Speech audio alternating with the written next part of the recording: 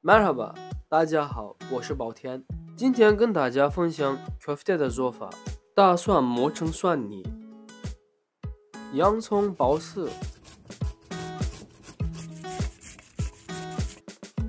放入牛绞肉、鸡蛋、面包糠，加入欧芹碎、黑胡椒粉、盐、辣椒粉、孜然粉、甜椒粉，所有食材混合均匀，揉10分钟左右。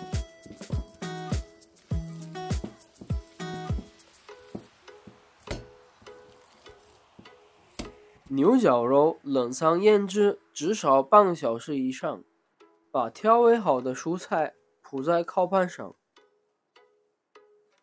做成一个一个小肉饼，放在蔬菜上。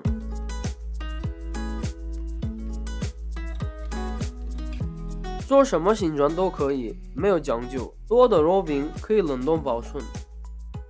烤箱预热后，220度烤30分钟左右。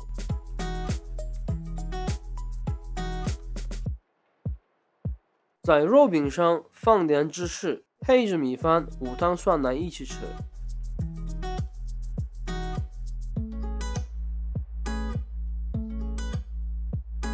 另外一种吃法是炭烤肉饼，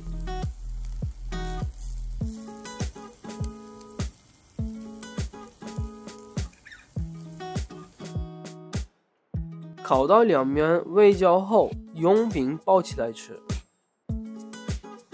Afiyet olsun，请慢用。